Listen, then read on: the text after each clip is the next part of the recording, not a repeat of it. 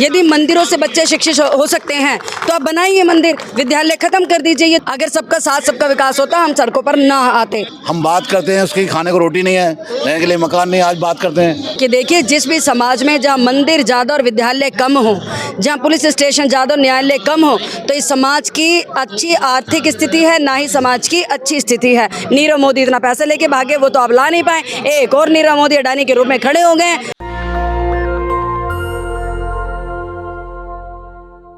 नमस्कार, मैं ज्योति आप सभी का नेशनल दस्तक पर स्वागत करती हूँ।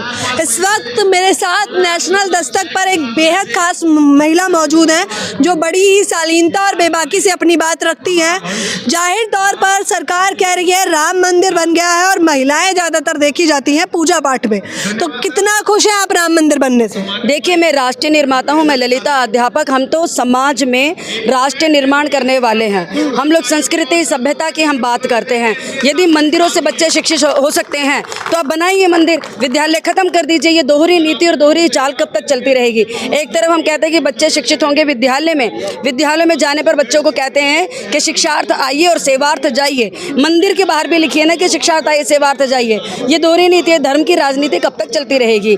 आज हम सब लोग Indian public service employ federation के माध्यम से अपने भाई हरिंदर जी के साथ मैं यहाँ खड़ी हूँ कि हम लोग अपनी पुरानी पेंशन बहाल करने के लिए यहाँ पर आए हैं। और पुरानी पेंशन बहाल कोई नई बात नहीं है। अंग्रेजों के समय से 1871 में 23 एक्ट में भी मिलती रही आजादी के बाद। राम मंदिर बढ़ेगा तभी तो हिंदू राष्ट्र बनेगा। हिंदू राष्ट्र बेरोजगार है, हिंदू आज सारा सड़कों पर आया हुआ है। हिंदुओं के घर नहीं है, हिंदुओं के पास मकान नहीं है, हिंदुओं के पास नौकरी नहीं है, हिंदू के पास कपड़ा नहीं है, हिंदू गरीबी रेखा के नीचे। ये बड़े बड़े जो नेता हैं अपने बच्चों को क्यों नहीं इस राजनीति में डालते? क्यों उनको आप सड़कों पर वो उतर कर नहीं आते कि सबका समानता का अधिकार हो? हमारे संविधान का ये हनन है। संविधान के पहले अध्याय में लिखा हुआ है। कौन कर रहा है हनन? कौन कर रहा है? सरकार तो सबका विकास कर रही है, सबके साथ के साथ। अगर सबका साथ सबका विकास होता हम सड़कों पर ना आते। आज सरकारी कर्मचारी हर महकमे से यहाँ पर उपस्थित हो चुका। आप देख चुके हैं कि ये सारे वो लोग हैं जो शिक्षालयों से हैं, ये वो लोग हैं जो हॉस्पिटल से आए हुए हैं, जो नर सेवा नारायण सेवा कहते हैं। यहाँ बैठे हुए वो लोग हैं जो देश की सरकारों को चलाते हैं। सरकारी कर्मचारी देश को चलाते हैं। ये मंदिर में बिठाओगे क्या हमको? मंदिरों में आप जो संसद है उसे मंदिर में क्यों नहीं चलाते? वहाँ सरकारी कर्मचारी क्यों नहीं बैठता? बच्चा वहाँ पढ़ने के लिए क्यों नहीं आता? और मेरा देश कोई हिंदू देश नहीं है, संविधान में लिखा है ये भारत है, ये इंडिया है। इसे हिंदुस्तान बनाने की कोशिश ना की जाए, क्योंकि फूलों का गुलस्ता है। यहाँ हिंदू मुस्लिम सिख ईसाई आपस में भाई भाई। हम अपने बच्चों को भी सिखाते और हमने बचपन में भी यही सीखा। सनातनियों का देश तो है ना, सीएम जी कहते हैं। देखिए, मैंने पहले ही कहा है आपसे कि हिंदू मुस्लिम सिख ईसाई आपस में है भाई भाई।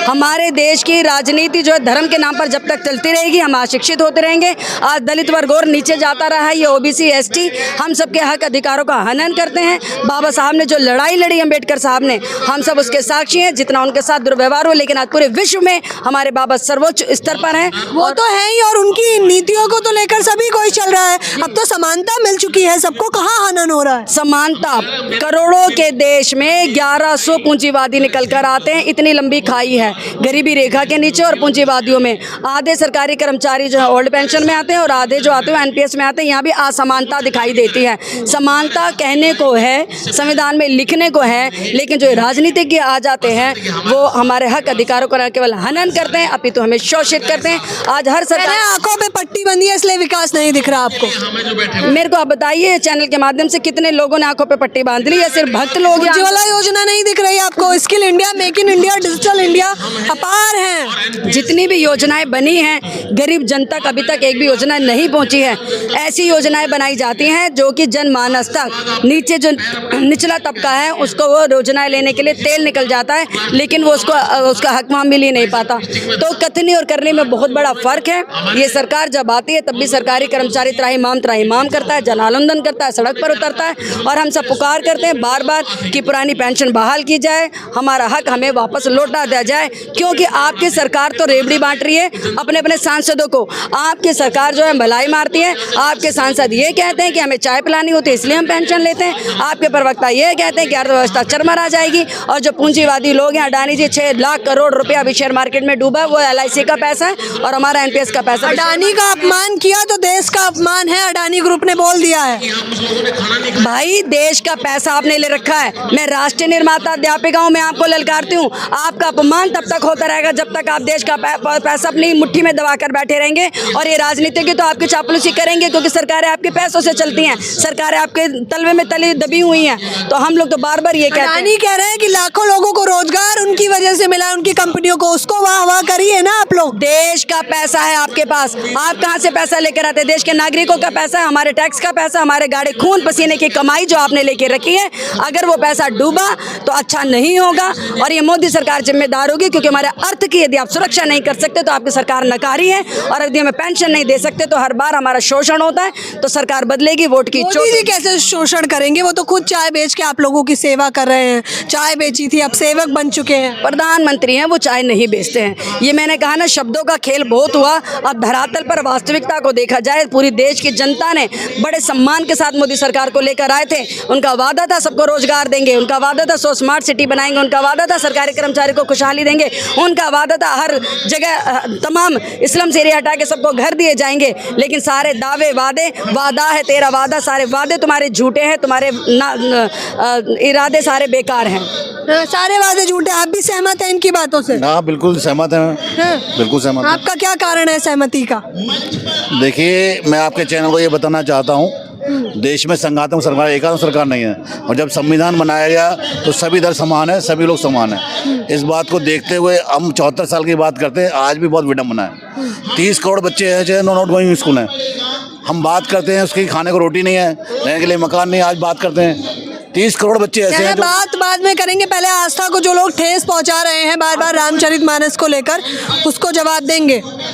मैं इस मीडिया चैनल के माध्यम से ये कहना चाहता हूँ कि आस्था कोई थोपी नहीं जाती। आस्था तो तुरंत अपने अंदर से आती है, कोई ऐसा नहीं है कि थोप दिया गया तो आस्था बन गई हमारी। आस्था थोप कौन रहा है? आस्था आप लोगों में बची नहीं है क्या कि रामचरितमानस जलाया जा रहा है फिर भी आप लोग चुप्पी साध के बैठे हैं? मैं वही तो बता रही हूँ आपको कि देखिए, जिस भी समाज में जहाँ मंदिर ज़्यादा और विद्यालय कम हो, जहाँ पुलिस स्टेशन ज़्यादा और न्यायालय कम हो, तो इस समाज की अच्छी आर्थिक स्थिति है, ना ही समाज की अच्छी स्थिति है। आज हर बच्चा आप देखिएगा गरीबी रेखा के नीचे है, लोगों को रोजगार नहीं है, कोई स्किल डेवलपमेंट नहीं है। बेरोजगार जो अगर रोटी मांगते, कपड़ा मांगते तो आगे तो पकौड़ा तल लो। आप इसलिए आए थे, हमें ये सलाह देने आएंगे कि पकौड़ा तल ले। आत्मनिर्भर बनने की बात कर रहे हैं, बार बार रोजगार पे आ जा रहे हो आप लोग। आत्मनिर्भर बन जाइए ना, वो कह रहे हैं। बनाइए ना, आत्मनिर्भर होने के लिए विद्यालय बनाइए ना। क्यों शिक्षित कर रहे हैं आप? हर विद्यालय में स्किल डेवलपमेंट निकाल दीजिए ना। ये मेक इन इंडिया और स्किल इंडिया कहने से बात बन जाएगी क्या? ये बातों के बताशे और बातों के गुलगुले बहुत हुए। अब आर्थिक सही स्थिति को हमारे देश के देखना होगा। ये पूंजीपतियों के हाथ में जो पैसा है, हम सरकारी अधिकारी बिल्कुल भी इस बात को बर्दाश्त नहीं करेंगे कि हमारा... आप ही के लिए तो दौरा कर रहे हैं ना प्रधानमंत्री, कभी अमेरिका जाते हैं, कभी कहीं जा रहे हैं अन्य राज्यों में। भाई देखिए, सबसे पहले अपना घर, कहते हैं ना चैरिटी बिगिंस फ्रॉम होम। पहले अपने घर में देखें हमारे रोजगार की स्थिति क्या है, हमारा नौजवान आज कहाँ जा रहा है।